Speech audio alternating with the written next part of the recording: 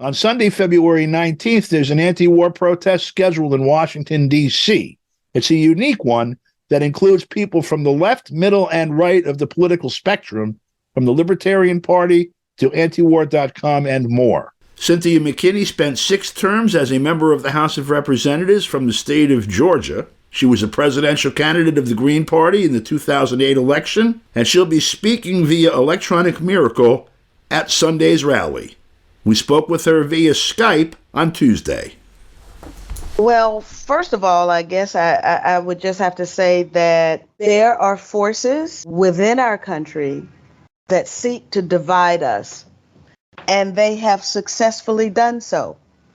And as you mentioned earlier in the conversation before we began to record, that division will go down as far as we will allow it to go, to the Social Security number, if they're successful.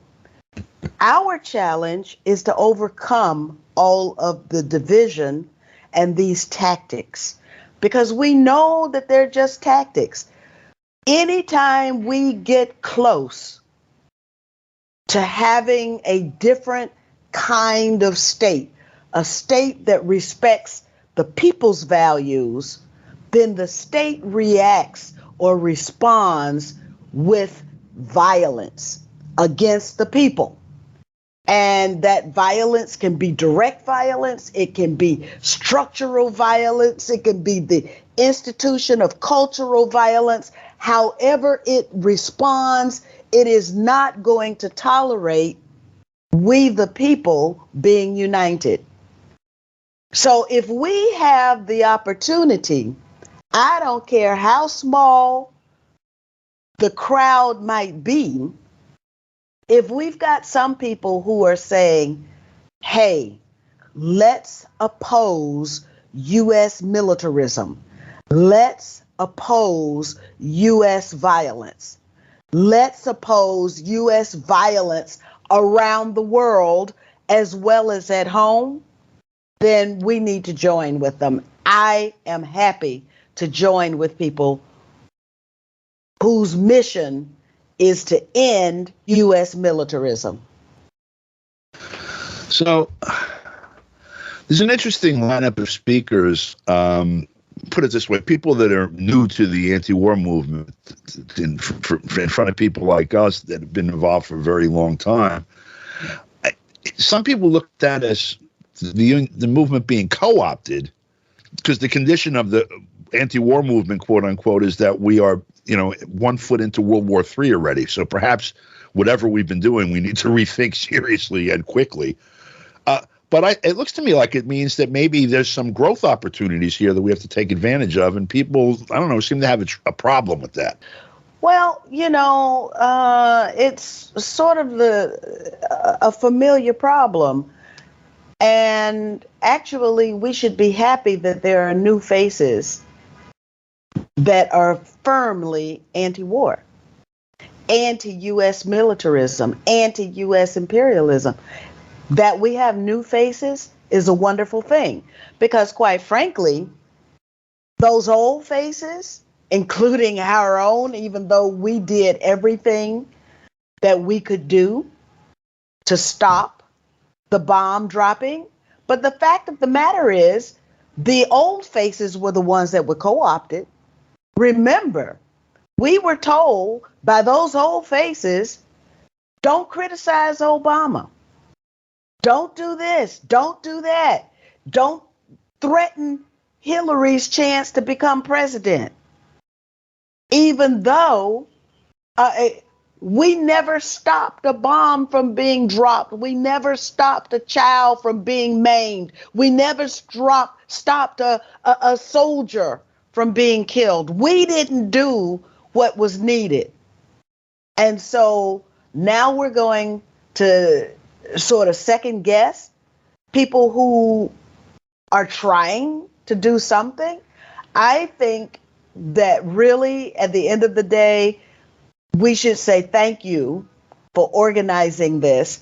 Thank you for doing something more than clicking and viewing and sharing. Thank you for giving us the opportunity to express ourselves in the old-fashioned way that I would also say to the organizers, let's find some new ways to express ourselves as well. In a world where the elite maintains its position, in essence, by dividing the rest of us, the idea of unity seems like a revolutionary one. And it seems to be the only thing that was missing from the last real anti-war effort that saw broad expression. I'm talking about the period right before shock and awe, particularly February 15th, 2003, where millions of people around the world, what people called the largest anti-war demonstration in the history of the world, and they also talked about it as the second superpower, didn't stop the war 33 days after February 15th, shock and awe, because the elite did not think their power was threatened. And in retrospect, it wasn't, because it turned out they took that expression from the people as a partisan expression, and the people responded by acting as if it were partisan. Well, I don't really call them elite because there's nothing elite. Yeah, right. I can remember reading thousands of pages in the COINTELPRO documents when they did react. And they reacted by killing a president, by committing crimes against the activists, the leaders of the activists, the organizations that were in the lead against at that time, it was the Vietnam War, but also for social justice. So that criminal cabal knows what to do when it feels threatened. It never really felt threatened because I think at the end of the day, the people who were our elected officials, they were already handled. They were already under control. Remember, the Democrats said, elect us, and then we'll do this. And so what happened? The people went to the polls and they put the Democrats in charge. And what happened? Nothing. The bombing continued. Right. So I think that until we understand that every aspect of our governance structure is corrupt, and that means the people that are in it as well. And that's a tough nut to crack. But the bottom line is you've got a lot of people who have faith and confidence in their elected officials. And yet their elected officials, I mean, just look at how many votes did we get against the Pentagon budget?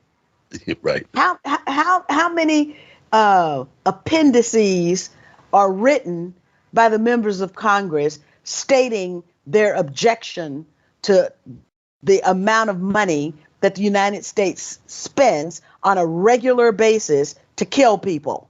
Right. It doesn't happen. And so we're betrayed by the Green Caucus. We're betrayed by the Progressive Caucus. We're betrayed by the Black Caucus. We're betrayed by the Latino Caucus. All of the caucuses are in the business of betraying we the people. Until we understand that, we'll continue to be betrayed.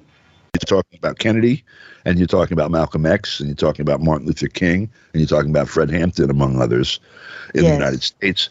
Each one of them committed a sin, actually a pair of sins. One, they spoke or acted against the further militarization of the situation at the moment. In Kennedy's place, looking for a rapprochement with the Soviet Union, the nuclear test ban treaty, reluctance to expand the war in Vietnam, and likewise with Bobby Kennedy, Martin Luther King, and Malcolm X. In addition to that, though, the other really important thing that I think is relevant here is that they started to create unity here with Kennedy doing a turn on civil rights legislation and starting to reach towards that, with Malcolm X, with his turn after he turned from Mecca, with Martin Luther King reaching beyond organizing black folks to the Poor People's Campaign, and with Fred Hampton saying all of the things and doing the things that he did. In each case, trying to reach unity got them killed. There's a reason for that, isn't there? There is a reason for that. And, as you are talking, I'm thinking, well, the bottom line for all of this is buried in those COINTELPRO documents is the FBI writing about how dangerous it would be for blacks and whites to get together and for whites to become a part of the black social justice movement or economic justice movement. And so these things are written. And so it's imperative for us that we understand the results of unity can be. We can realize our vision. So quite frankly, I've got people who support U.S. militarism around the world telling me that I should be afraid of someone who calls him or herself a white nationalist who wants the United States war machine to end. Now, yes, the political world that we know and have lived in and lived with and operated within for all of our adult lives has shifted. I mean, there's earthquakes going all over the place, and we've got political earthquakes that are happening underneath our feet right now. And I think this rally is an example of a kind of political earthquake that is happening that forces us, those of us who really are anti-war, anti-U.S. imperialism, it forces us to take a look at the new ground that we're occupying as the earth is moving. Cynthia McKinney, thank you very much for your time. We appreciate it. For KPFK, I'm Don DeBar.